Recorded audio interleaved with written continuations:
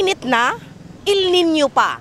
Doble dago kini para sa mga konsumante kung paunsa magtipid, labi na sa pagsugod sa El Nino sa Pebrero nga mudugay hangtod sa ikaduhang quarters karong tuiga. Sagad musipa ang konsumo sa kuryente ug makasinati og brownout sa matagting init ug karon sa bahad sa El Nino gila umang mo grabe pa kini. Sa pagbana-bana sa South Cotabato Electric Cooperative kung Socoteco 2, musa ka pa ang demand sa kuryente sa mga musunod nga bulan, rason nga dili imposible ang power interruption.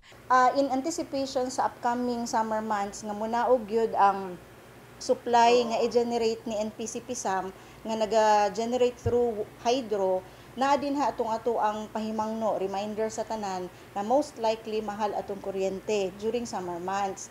Kay mokuha ta sa mga generators nga mugamit og non-hydro nga mga source ang pagkuryente nga sa iyang kuryente, paghimo og kuryente.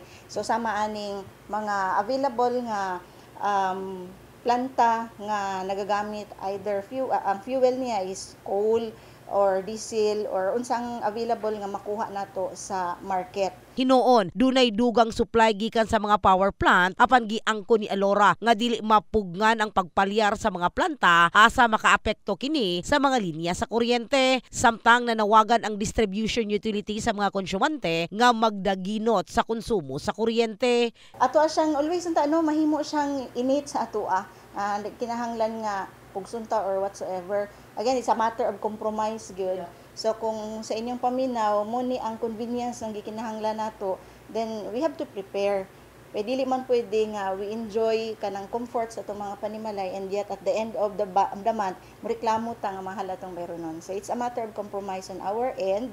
Daghan tag mga pamaagi on how to save electricity. Alang usab kang Joyce Rangke, maghimo sila og estratehiya sa salon aron makadaginot sa konsumo sa kuryente. Oo, karon gani isa lang mong ipandar wala may tao.